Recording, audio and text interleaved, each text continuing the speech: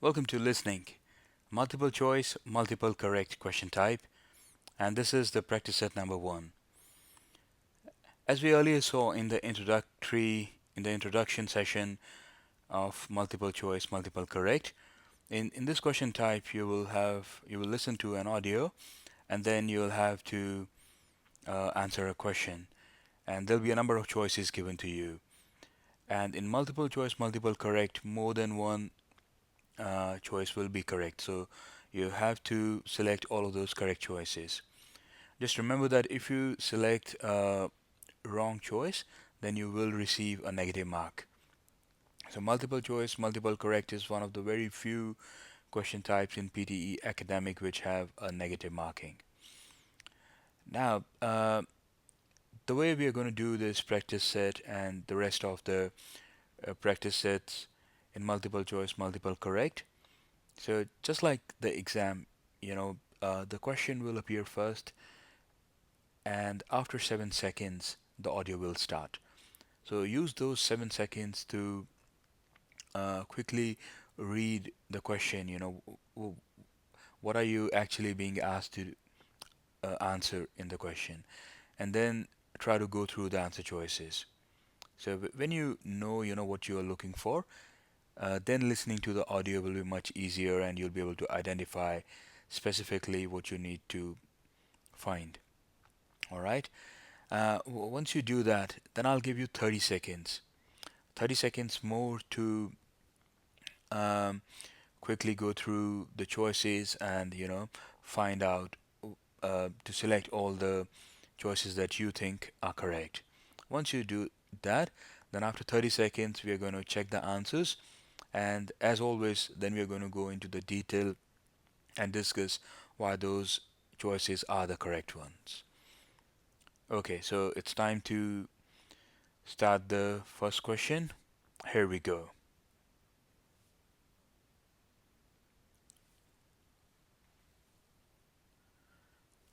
There's a huge amount of research showing, that we're eating very large amounts of sugar. It's an underestimate because when you ask people how much they eat, when they know it's bad for them, they tell you much less, just like with alcohol.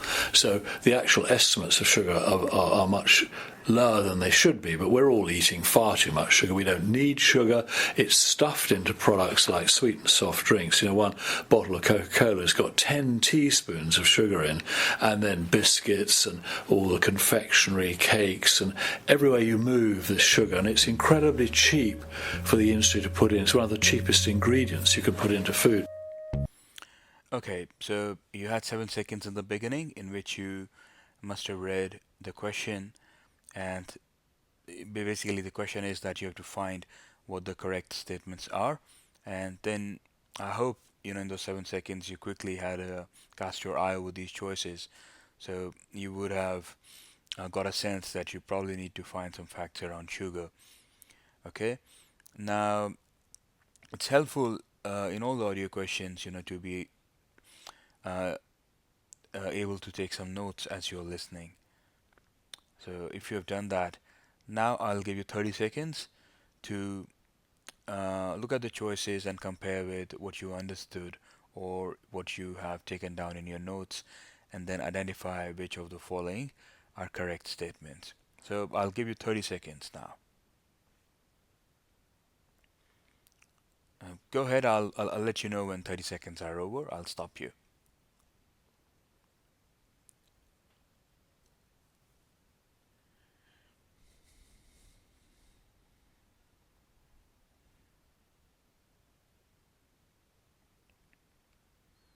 Okay, 25 seconds almost, and 30 seconds. Please stop. Now, in the listening section, you don't have a timer overall. Sorry, you don't have a timer for each of the questions actually. You only have an overall timer. So the 30 seconds that I've given you, uh, you know, depending upon how you divide your time across the questions, it might be possible for you to, let's say, spend 1.5 minutes rather than just half a minute on multiple choice, multiple correct kind of questions. And then on simpler questions, for example, dictation or fill in the blanks, you might just spend 10 seconds after the audio stops. So the purpose of this entire practice of this course and all the studying that you do is also to find out, how much time you need to spend on different question types. So keep that in your mind when you are doing that. Though I said, take 30 seconds, but if you feel that you need to take more time, you can always pause the video and do that. Okay, now let's have a look at uh, what the answers were. So that's first, fourth, and fifth. First, people think that they eat less sugar than they actually do. Sugar costs companies much lesser compared to other food ingredients, and it can be safely said that we are consuming more sugar than we actually need. So these are the correct statements. Let's go into the detail and try to understand it. Why these are the correct answers. So what you are now seeing on the screen is the transcript of the audio. Okay, so this was the text, and then this was the question and the answer. Now when we have the text there, in the text, what I think are the important points which you should have caught or which you should have noted down are in bold. So these are things like when you ask people how much they eat, how much sugar they eat, when they know it's bad for them, they will tell you much less. And he says, but we are all eating far too much sugar, and that it's one of the cheapest ingredients you put into food. So if you remember, if you were able to understand the central idea of what the speaker was talking about, and you also took down some good notes, then it should be easy for you to select the right answers. First one, people think they eat less sugar than they actually do. Yes, it's correct, as we see where they say that, when you ask people how much they eat, and when they know that what they're eating it's bad, they always say it's much less than they actually do. Sugar cost. Second, there's huge amount of research showing sugar is just as bad as alcohol. No, the passage nowhere says that. What it does say is that it just gives the example of alcohol to give an example of how people underestimate that the bad foods or the bad stuff that they eat or consume. So second is not correct. Third, Coca-Cola has the highest amount of sugar among common food products. Now it doesn't really say that. It says that one bottle has 10 teaspoons of sugar, which is a lot, but it doesn't really say that it that those 10 teaspoons is the highest amount. So it's not a correct answer choice. Your answers, they are to be based 100% on what has been said. So you should not draw any conclusions from your own. So just by, if let's say you think 10 teaspoons, that means it must be the highest amount. So that's you trying to draw a conclusion. So don't do that. It has to be based entirely on what's in the passage, what you have heard, what you have read. Fourth, sugar costs companies much lesser compared to other food ingredients. Yeah, there's a clear statement that it's one of the cheapest ingredients you can put into food. And fifth, it can be safely said that we are consuming more sugar than we actually need. Yes, that's also stated very clearly that we are all eating far too much sugar. Okay? If you want, you can go back, play the video again, pause, read, and study this again. Otherwise, let's go to question number 2 now. Here we go.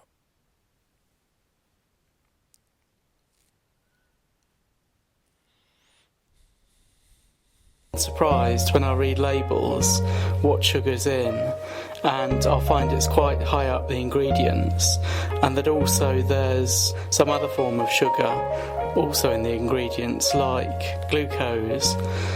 Also, it seems to be sometimes balanced with vinegar, so you can't actually tell that it's in there so much. So, for example, you might have, sort of paste to flavour things, curry paste, pesto, fish cakes.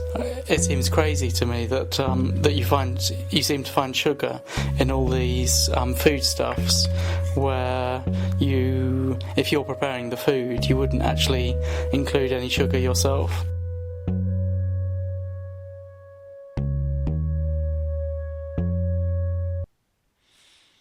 Okay, so that was another passage on sugar. And in the 7 seconds, you must have read the question and try to go through the answer choices. Did you do that? I hope you did. Now you have 30 seconds to pick the right choices. Do that now.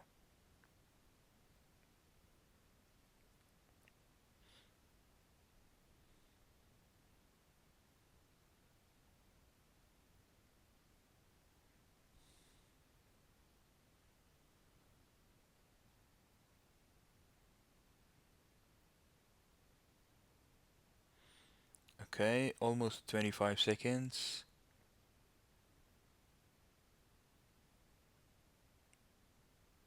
And 30 seconds. Please stop now. Alright, let's see what the correct choices are.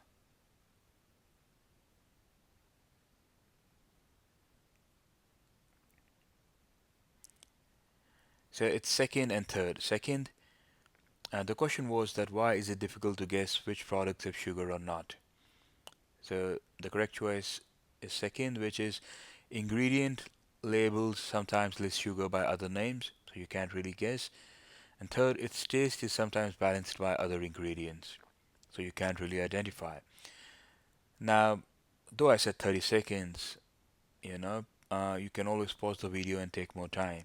I'm just repeating it again because uh, all of us, have a different speed, and we just need to find the right balance, how much time we should spend on each question type.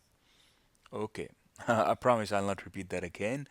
Uh, let's go and try to see why these two were the correct answer choices.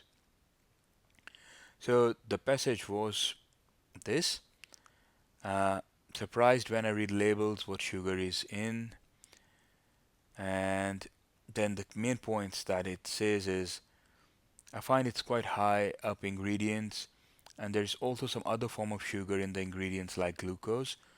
Also, it seems to be sometimes balanced with vinegar, so you can't actually tell it is in there so much. So what he's saying is that sometimes it's named by given other names, and there are some other forms of sugar, so you can't really tell. And then sometimes you can't really identify the taste. Now the question was, why is it difficult to guess which products have sugar or not? The first choice, manufacturers use vinegar to hide the taste of the sugar. Does it say that? No, it doesn't say that. Um, it doesn't say that they use just vinegar. So vinegar is just give an example of something which can balance the taste of sugar. So first is not correct. Second, ingredient labels sometimes list sugar by other names. Yes, it's correct as it says that there's also some other form of sugar in the ingredients like glucose. So that means second is correct. Third, its taste is sometimes balanced by other ingredients. That's also correct because it says it seems to be balanced with vinegar sometimes, and then it also gives an example of, uh, for example, curry paste, etc., etc. And you seem to find sugar in all these foodstuffs. So that means the taste of sugar, it has been balanced by, it's been hidden by other ingredients. So third is correct. Fourth, when eating something like a curry paste, it's not possible to detect sugar. Now, it doesn't say that, that when you eat curry paste, you can't detect it. Curry paste is just given as an example. Someone might still be able to detect it. So we can't say that correctly based upon the passage. So fourth is not correct. And the fifth, glucose is used to prevent sugar from being detected. No, it doesn't say that. Okay, it just says that there are other forms of sugar which are used in some foods, and these other forms, one of the forms is glucose, but it doesn't say that it's specifically used to prevent or to hide sugar. Okay, so did you notice, how these answer choices they try to confuse you, isn't it? So something very similar. They'll you're almost tempted, to pick one of the other answers or to make a conclusion using your own thinking and logic. But please don't do that. Your answers have to be based entirely on what you hear. Later on, the same would also apply in the reading section, where you should answer only based upon what you read. Okay? Um, all right, so it's time now to go to question number 3.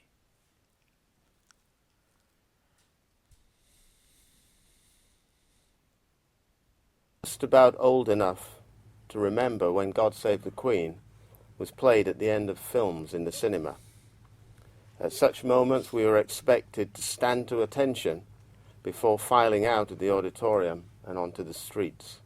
Mercifully, this practice became obsolete before I was out of short trousers.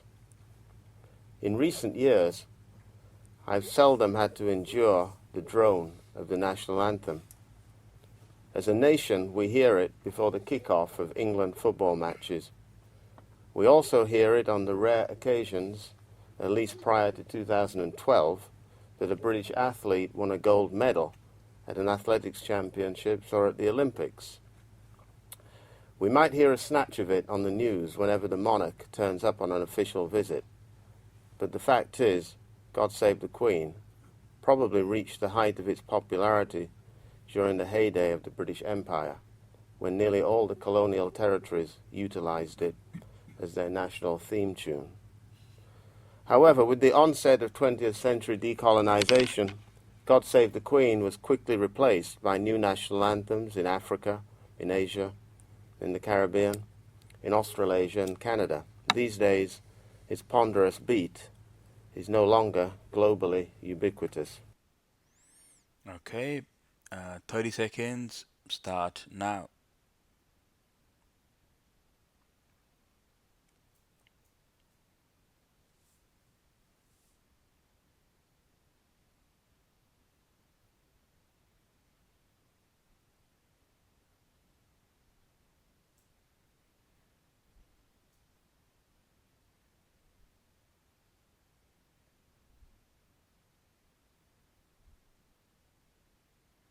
Okay, time's almost up, up. Yeah. So, have you been able to identify all the correct answer choices? The question was, what can you tell about the way the author feels about the British national anthem? So, the question should have indicated to you that when you are listening to the audio, you have to try to understand what the author thinks or what his opinion is on the British national anthem. Okay, and then there were some choices that he does not mind the national anthem is not in use, he's sad, he's glad, etc. And then when you're listening, you have to try to compare these choices with what they are saying, and then you'll be able to identify the correct answers. So the answers were first and third. First, the author does not mind that the national anthem is not used now as much as it was earlier. And third, the author is glad that he didn't have to sing the national anthem on many different occasions. Okay. The transcript of the passage is this. So it starts by the author saying that, uh, he was a little when the national anthem was played at the end of films and cinema, etc. And mercifully, the practice became obsolete before I was out of short trousers. Now, since he's saying mercifully means thankfully, so he's saying that thankfully uh, the practice became obsolete. So obsolete means no longer used, no longer done, no longer in practice. So so since he's being thankful for that, that means that he doesn't mind that the national anthem is no longer being played at in all these different places, such as cinemas. And in recent years, I've seldom had to endure the drone of the national anthem. Now, again, this sort of indicates uh, the way the author feels about the national anthem, that he doesn't really mind that, um, because he's almost saying that he has to tolerate hearing the national anthem, so he doesn't mind that it's not being played. So the choices: the author does not mind that the national anthem is not used now as much as it was earlier. Yes, as we have seen, this is correct. Second, author is sad that the national anthem has lost its old popularity. No, it doesn't really say. In fact, the author is thankful that it's not, so much used. Third, the author is glad that he didn't have to sing the national anthem on many different occasions. Yes, that's also correct. Fourth, the author blames sports authorities for stopping the practice of singing national anthem in football games. No, he doesn't say who stopped it. He just says that, it was stopped. So fourth is not correct. Fifth, the author misses hearing the national anthem compared to his childhood. No, he doesn't misses. In fact, he's glad, he's happy. So fifth is also not a correct choice. Alright, so correct were option number one and option number three. Shall we start with question number four then? Okay, here we go.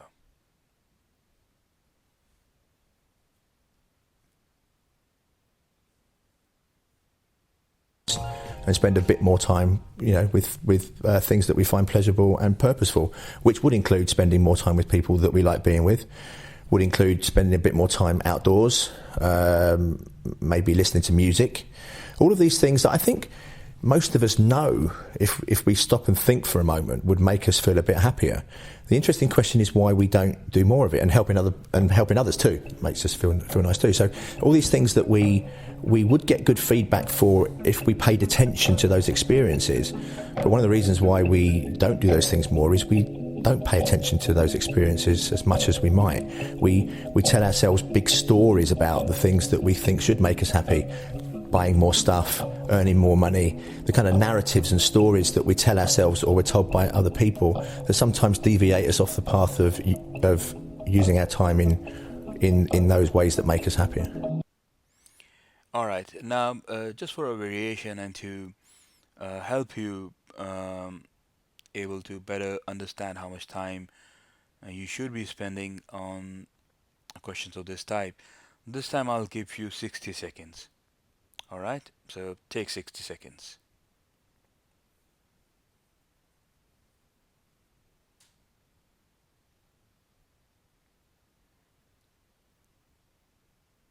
So almost 15 seconds gone.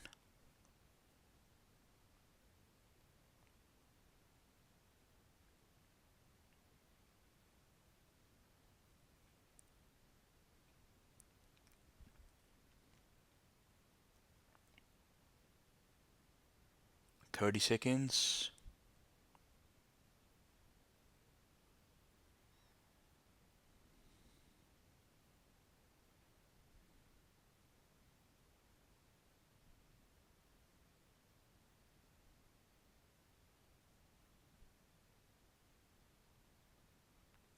50 seconds.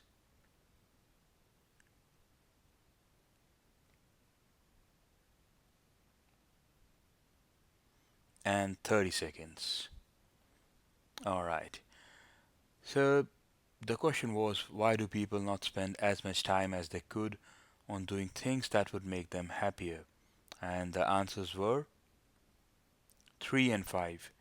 3, people don't pay enough attention to those things to realize the benefits. And fifth, people do not truly understand what will make them happy, misguided by what they hear from others. Let's try to understand why these are the correct answer choices. So this was the transcript, and as you start hearing, your mind will start keeping a track of what the theme is, what the speaker is trying to say. So which is, that um, that he's actually thinking about why people don't do those things which make them happy as much as they should, right? And when it comes to but one of the reasons, then you know that it's something special. So try to note it down on the paper, on the scratch pad in exam, or if you can, remember, then very well, just try to remember. But you should know what's important and what are the key points there. So one of the reasons why we don't do these things is we don't pay attention to those experiences. And then buying more stuff, earning more money. So this is what we hear from others, and we seem to think that these are the things which would actually make us happy. So we sort of get misguided. Now let's look at the question and the answer choices one by one. First, people these days are too busy trying to excel at work and they don't have time for other things. Does it say that? Um, no, I don't think it does kind of hint that people do not stop to think, but it doesn't say that it's because they're too busy trying to excel at work. So, not a right choice. Second, people do not prefer to spend too much time on anything pleasurable or purposeful. No, it doesn't even say that. Third, people don't pay enough attention to those things to realize the benefits. Yes, the passage does specifically say that people don't pay enough attention, so they don't really realize that those are the things which make them happy. So, third is correct. Fourth, people would rather spend time with family than doing things for themselves. Again, it doesn't say all of that. And fifth, people do not truly understand what will make them happy, misguided by what they hear from others. So essentially, this is what is being said in the end of the passage, that misguided because people say, others say, buy more stuff, earn more money, etc., etc. So they are misguided. So they do not truly understand for themselves what will make them happy. So, fifth, it's a right choice. Okay, there it is, 3 and 5. So, well done. You have completed set number 1 of listening, multiple choice, multiple correct answer type. Um, Take a break. Yeah, I suggest take a small little break and then go to practice set number 2. Alright, all the best to you in your practice. Keep doing well.